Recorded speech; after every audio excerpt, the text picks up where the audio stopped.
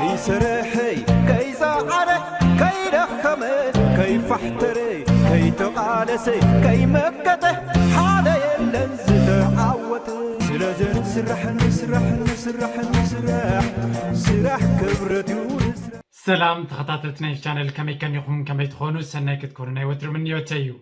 لو من ريارستي أزيا قداسي بزعبا حانتا زيا فلي تهاجر نسالما جبان إنا هنري بزعبا جبان كان حسب كلنا قدام يد مثلنا تكنولوجي معبالي مخاين إلكترونيكس فلوينت هركوتات فتراونت زيتات يزمتنا حكي جما جبان بزحلفي عمتات كبابي 5-6 عمت زرقايتو نقرنتولو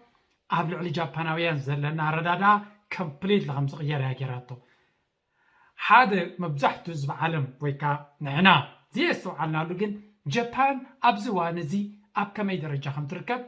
حاده تسليم قداي ويكا أزي حاده غنيا بزعبا جابان بزح سب دي سمعو كم عورة سبنا دما زي نستوعلنا نقرالو أبزا فيديو زيادة ما بزح قرامي حقتاتن فاكتسن كنفلتينا بزعبا جابان زلنا ردادا دما كان استخاخلو تحقزنا قد من عومتاونا بزعبا جابان باكراوند خبكم جابان أبسوساتا جميرا 7-8 تأمراتاوي زخون عبيد بمرأي نعلمنا سوبر باور كوينا نأمريكا بيك تشالنجر ويكا عباي مكانا قنتا خوينا زنبرتيا زلوم أمريكاوين بزعبا تشاينا تزاربو أب 8 أما جمريا 9 كله بزعبا جابان فيلم تاتهم بزعبا جابان مصاينا بزعبا جابان علوم ملو جابان ياخدكو عصرو يزبال نير سلازي من الباتنا اشتغينا ايركبنا لون تكنولوجي كمزلو مثل زي نبرادما كل سبع يفلطوني نيرو امبار انت ياقاتي موا جابان كمي يخوينو تكونتاتنا جابان كابتاس عطا جميرو هنرينا مجم اب 1989 كامبانيتاتنا عالم بكابيتاليزيشن ناتهم كراخلو جابان عبلالي بزحات كامبانيتاتنا جابان عبلالي بوتاني يروهم اب 99 اب 2009 كومون اب 2014 كمزو تريوا زلهم دارغا تقلالا ناي جابان كامباني ابزي لو درجه بنصارو امريكا كاب تحت متيوم مبزحتو بوتاتات كحزوا خمس خالو ابزوان زدما ناي تشاينا كامبانيتات تنقند مقناقنتنا امريكان زلوا تشاينا خي كم جابان كوينا ديا كم زيلا قلقليلا خطف ويس كتصنينا ابكارا رسخن رينا نجابان كنت هيغاتي مو هنرينا مچم اتتامرات هاو عبيت اكستراوردينار عبيت زبحال اب 7 اب 8 زرز نبري بمولو زب عالم كمود ما حزب تشاينا حزب جابان بعابي تهديد بعابي مورال ويكا حلف زبالي بوزيتيفيتي اوبتيميزم نابتي ريل استيت ناي جابان اكزاكتلي ابز 40 فيديو كيرلو ناي تشاينا نعزم مساسل تريوس لسراي ابتي ريل استيت ناي جابان عملات تزبي بسسعي انفستر قبر جميرو اب ستوك ماركت بسسعي منقسنا جابان دما حدا سوفيستيكيتد زخونه ايكونوميك موديل فتيرم ساتم دما تن عبيت كامبانيتات ناي تشعو غزي كمز دايناستي غيرن بمنحات حدن بركحات حدن بمغزا مس بانكاي بحاده بمسرح فولو زخونه تريو كريا جميرن ازي دما بفلا في سمانيتات زلعل نهري عبيت كفتر كيلو مالتيو كم تريو دما تناي جابان بانكتات بزرع على درجة عبيت نيرو لهريو حدا نجرنا عبيه كم بتن لعلنا عبيه مسكرة كم زتقاس فلوت يلك إيكونومي كم بالانشينا ترو يزلو أمانة مستنفع يتقاس لهريو كم بحدش يزجمر نايشاي ناي جابان دما أبشن تعتمدين 9 حدا يجمر زم تقاس شو مستتقاسه نخلص اللاتنا جاباني تنكفوه ناي جابان فلويز قبره كابتشعو زقات أمام تقاس ويكا مودا ملو بملو كنت حوي اي كالت انت حاجه ايكونوميناتا ملو بملو ريكفر كبراي كالن سلامنتاي مخانو دما رينا كابز دما بزركنا مهارن خلالو لك جابان فلوي لمدتات فلوي بحالي كم دما حزبا فلوي اكايدا يزلو كاب كال عالم كاب امريكا فلوي بزباله حركه تفلوينت كامبانيتات ناي جابان سراحتنياتات قوصرا خلوا حنسا مسقوصرا نملو موالن ينز قوصرا سلازي employment for life policies زبلالون نزا فيديو تريد اللخا نزا فيديو تريد اللخم كتعبيو كتلووتو نبزل على درجة كتكودو خمت دوليو يردان اللو that's why نزا تريد اللخم እምባር ናብቲ ጉዕዞ ናብቲ ዝላዕለ ደረጃ ንምዕባይ እቲ ዝበለፀ ናብ ዝላዕለ ደረጃ ክሕግዘኩም ዝኽእል እንተሎ ድማ ውልቃዊ ክላሳት እዩ እሱ ድማ ናብ ስቶክ ማርኬት ብቁጠባ ንኽትዓብዩ ናብ ቢዝነስ ክትኣትዉ ተደልዩኹም ኦንላይን ቢዝነስ ከምኡውን ኣብዚ እዋን ዘድልየኩም ክእለታት ናይ ኮምፒውተር ናይ ቋንቋ ከምኡውን ናይ ኤዲቲንግ ክትመሃሩ ተደልዩኹም ብዙሕ ኮርሳት ኣለና ኣብዚ እዋን እዚ ድማ ዲስካውንት ጌርና ስለ ዘለና ንኽትጥቀምሉ ብትሕትና ይዕድመኩም ፅቡቅ ወገን ኣለዎ ሕማቅ ወገን ድማ ኣለዎ እዚ ክንሪኦ ኢና ብኸመይ ይቆፅራ መስለኩም ልክ ኣብቲ ግዜ ግራጁዌሽን ትምህርቲ ተምሃሮ ዩኒቨርሲቲ ትምህርቲ ኣብ ዝውድውሉ ኣብቲ መወዳእታ ካምፓኒታት ብሙሉአን መፅአን ኣሽሓት ተምሃሮ ሽዑ ዝተመረቑ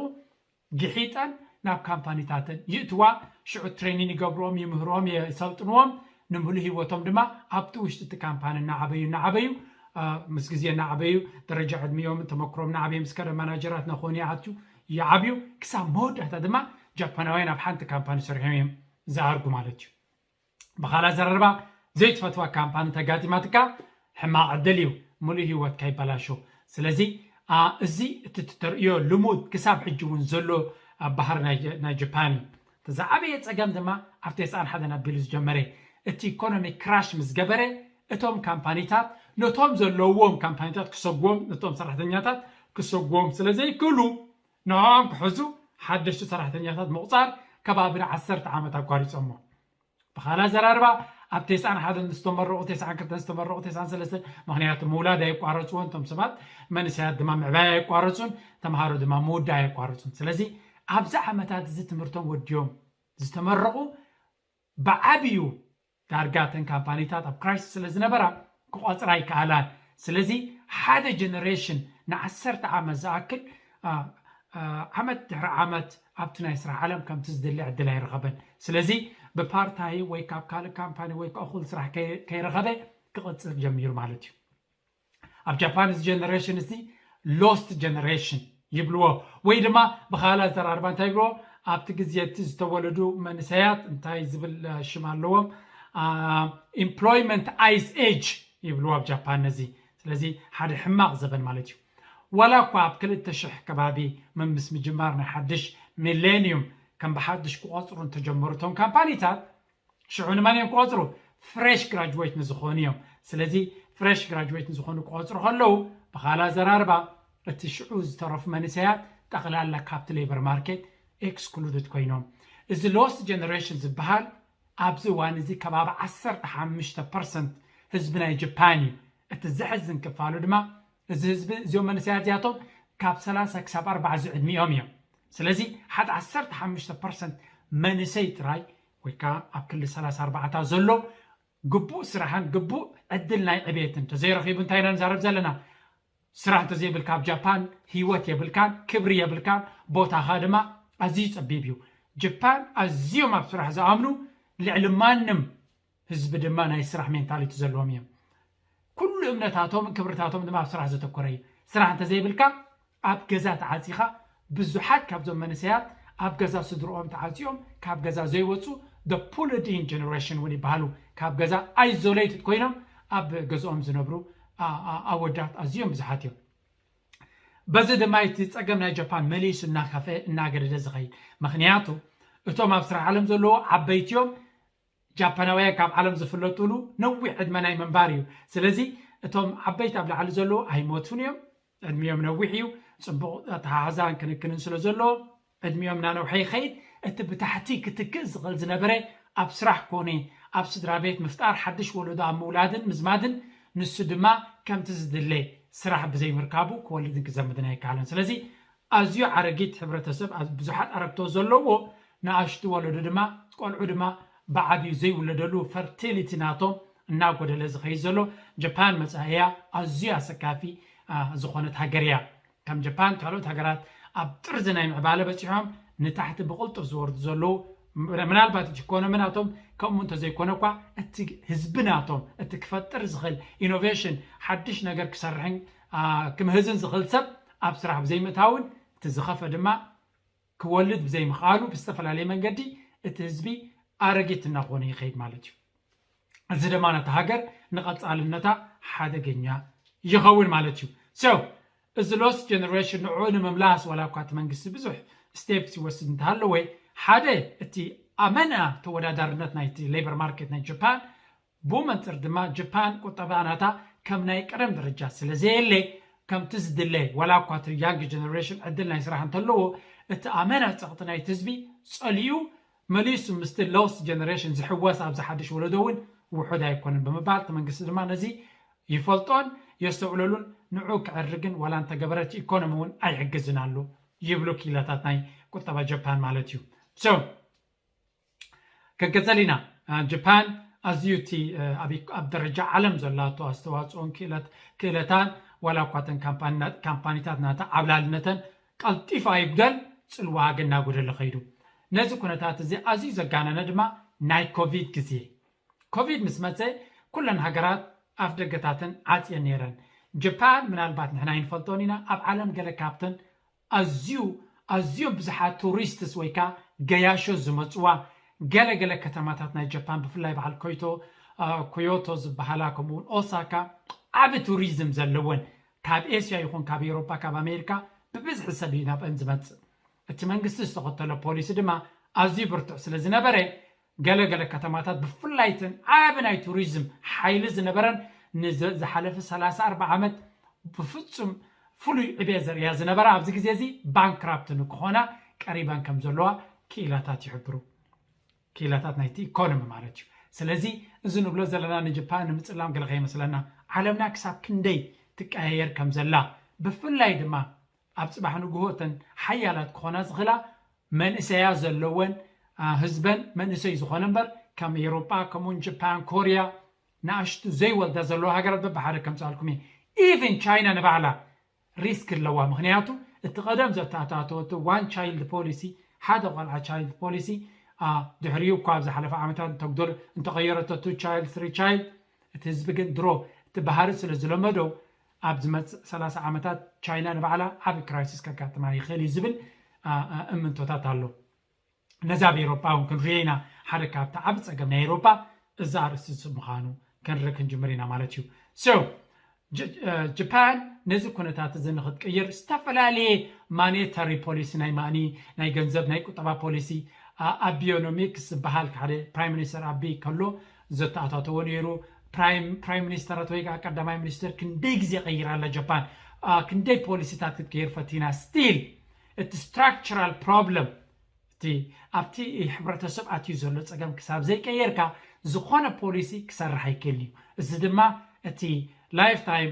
ናይ ኤምፕሎይመንት ፖሊሲ ከምኡውን እቲ ኣዝዩ ብዝሒ ናይ ኣረግቶት ነቲ ሪታየርመንት ሲስተም ናይ ጃፓን ፌይል ገይርዎ ጃፓን እቲ ሪታየርመንት ወይ ከዓ ናይ ጥሮታ ሲስተማ ክሰርሕ ኣይከኣለን ኣመና ብዙሓት ዓበይትን ንዖም ዝትኩ መንእሰያት ብዘይ ምህላዎም እቶም ውሕዳት መንእሰያት ድማ ብሰንኪ እቲ ዝተፈጥረ ናይ ሎስ ጀነሬሽን ዝበልናዮ ኣብቲ ኢኮኖሚ ከም ዝግባእ ኣትዮም ቦትኦም ክሕዙ ስለ ዘይከኣሉ እሞኻ ዝግብኦም ቦታ ብዘይመሓዞም ክወልዱን ክዘምዱን ነቲ ዝመፅእ ዘሎ ወለዶ ክትክእ ዝኽእል ብዘይምፍጣሮም ዓብ ሃጓፍ ተፈጢርዋ እቲ ሃገር ንቐፃልነታ ኣብ ስክፍታ ዝእቱ ደረጃ እውን እዩ ምናልባት ኣብ ዝመፅእ 5-10 ዓመት ኣይንብልና ኣብ 50 ዓመት ልዕሊኡ ግን እቲ ሃገር ንዘላቶ ፖሊሲ ተዘይቀይራ ዓብ ፀገም ክህልዋ ከም ዝኽእል ብዙሓት ክኢላታት ዘተንብህዎ ኩነታት እዩ ዚ እንታይ ኢና ንብል ዘለና ሕጂ ኣብ the end of the day እቲ ዝለዓለ ስልጣነ ብቢዝነስ ብፈጠራውነት ብቴክኖሎጂ ዋላ እኳ ብኩሉ እንተተወንጨፍካ እቶም ቤዚክስ ወይ ከዓ እቶም መሰረታውያን ነገራት ንኣብነት ፍርያምነት ናይቲ ሕብረተሰብ መንእሰይ ዘይወልድ ሕብረተሰብ ወይ ድማ ከምቲ ዝድለ መተካእታ ክኾን ዝኽእል ወለዶ ዘይፈጥር እንድሕር ኮይኑ ኣብ መወዳእታ እናደቀሰይ ዝኸይድ ካልእቲ ፋክተር ኣብ ካልእ ቪድዮ ክገብራ ክፍትነ ሓደ ሕብረተሰብ ካብ መንእሰያት ናብ ኣረግቶት ገፁ እናዘበለ ምስከረ እንታይ ይኸውን ብዙሕ ሕግታት ከብዝሕ እዩ ዝጅምር ሬጉሌሽንስ ስለዚ ንኤሮጳ ንጃፓን ዘተሓዝተ ኣለዎም ብዙሕ ሬጉሌሽንስ ኣለዎም ኣብዚ ግዜ እዚ ብዙሕ ሕግታትን ሬጉሌሽን ዘለዎም ከዓ ንፈጠራውነት ንሓድሽ ቢዝነስስ ቀታሊ እዩ ዝኸውን which means indirectly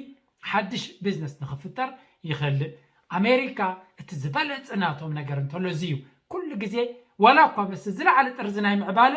ናይ ምውላድ ስቲል ይወልዱ ኣለዎ እዮም ኣሜሪካውያን ምስ ኤሮጳውያን ከተወዳድሮም ከለካ ኣብ ኣሜሪካ 4-5 ቆልዓ ዝወልድ ብፍላይ ኣብቲ ሚድዌስት ኣብቲ ማእከላይ ናይ ኣሜሪካ ተሪኻዮ ኣብቲ ሩራል ኣሜሪካ ኣብተን ዓበይቲ ሆት ስፖትስ ክምበሃል ኒውዮርክ ሎስ አንጀለስ ከምኡውን ገለገለ ሓደ ዲሲ ገለገለ ኣውፂኻ ኣብ ካልእ ዝነብር ህዝቢ ኣትላንታ ተን ዓበይቲ ስፖርትስ ገዲፍካ ኣብቲ ዝበዝሐ ዝቕመጥ ህዝቢ ስቲል ናይ ምውላድን ናይ ምፍራይን ዓቕሚ ኣለዎ እዩ ጃፓን እዚ ነገር እዚ ጠቕላላ ዳርጋ እቲ ናይ ምውላድ መንፈሶም ኣረግቶትን ቆልዑትን ዳርጋ ኣብ ዝተመጣጠነ ደረጃ በፂሖም ኣለዉ ብሓፈሻን ከመይ ክኾን ዘሎ ብዙሓት ንኣሽቱ ንውሕዳት ኣብ ላዕለዋይ ደረጃ ዕድመ ዘለዉ ክድግፍሎም ክጥውርሎም ጥሮታ ዝበሃል ምጥዋር እንታይ ማለት እዩ ብዙሓት መንእሰያት ሰሪሖም ብዘበርከትዎ ነቶም ኣብ ላዕሊ ዘለዉ ሲኒየርስ ትድግፎም እንድሕሪ እቶም ኣብ ታሕቲ ዘለዉ እናወሓዱ ከይዶም ግን እቲ ሪታይርመንት ሲስተም ኣይሰርሕኒ ኦቨርኦል እቲ ኢኮኖሚ ድማ እናኣረገ ይኸይድ ምክንያቱ እቲ ሓድሽ ክፈጥር ዝኽእል መንእሰይ ውሑድ ስለ ዝኾነ ልዕሊ ኩሉ ድማ ታቐንዲ ኣገዳሲ እቲ ጀነሬሽን ኣብ ግዜ እቲ ሃገር ክትነፅ ከላ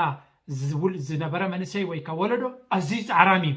ኣብ ግዜ ሃብታም ምስ ኮነት ዝውለድ መንእሰይ ግን ስድርኡ ኣዝዮም ምቾት ስለ ዘልምድዎን ስለ ዘበላሽዎን ከም ወለዱ ፃዕራም ኣይከውን እዩ እዚ ድማ ነቲ ኢኮኖሚ ትራንዚሽን ኣብ ምግባር ዓብ ፅልዋ እዩ ዘለዎ ገለገለ ሃገራት ብኢሚግሬሽን ገይረን ይትክኦ እየን ኣሜሪካ ሕጂ እቲ ዝዓበየ ኣድቫንቴጅ ናታ ብዙሕ ስደተኛ ስለ ዝመፃ እዚ ስደተኛ እዚ ድማ ዋላ ካብቲ ቀዳማይ ጀነሬሽን ዘይረኸቡ ካብቶም ደቆም ነቲ መተካእታ ህዝቢ ክትክእ ዝኽእል ክፈጥሩ ይኽእሉ እዮም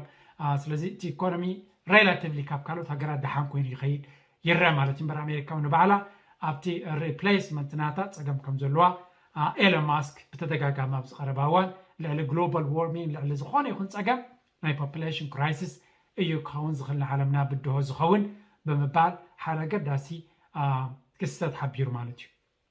እምበር እታ ተብልጭልጭ ጃፓን ክትሪኣ ከለካ ኩሉ ግዜ ብማዕዶ ፍሉይ ሃገር ኮይኑ ዝስማዓካ እያ እውን ንባዕላ ሓደ ዳርክ ሳይድ ወይ ከዓ ንካልእ ህዝቢ ብቐሊሉ ዘይረአ ሓደገኛ ፀገም ስለ ዘለዋ ንሱ ነታ ሃገር ናብ ዜሮ ክመልሳ ከም ዝኽእል ይትንብሁ እምበር ከምዚ ዓይነት ሓበሬታ ብዛዕባ ዝተፈላለየ ሃገራት ናይ ዓለም ዝገልፅ ንኢኮኖሚን ንካልእ ውሽጣዊ ዲናሚክስ ናይተን ሃገርን ዝገልፅ ክቅርብ እየ እንተፈቲኹሞ ብዛዕባ ተን ክትፈልጡ ብለን ትደልዩ ሃገራት እውን ኣብ ኮሜንት ሴክሽን ክትገትፍሉ ኢኹም ናትኩም ርእቶ ናትኩም ሓሳባት ድማ ክፅበየ ከም ወትሩ ላይክ ግበሩላ ናብ ካልኦት ሼር ግበርዋ ናትኩም ሓሳባት ድማ ግደፍሉ ይናበልኩ ናይ ሎማ ኣርስታ ኣብዚ ክንውዲና ብዛዕባ ኢኮኖሚ ክትመሃሩ ትደልዩኹም ፕራይቬት ክላስ እውን ኣለኒ በዚ ሊንክ ኣትኹም ክትመሃሩ ትኽእሉ እናበልኩ ኣብዚ ክውዲ ኣብ ካልእ ክሳብ ንራኸብ ድሓን ኩኑ ቻው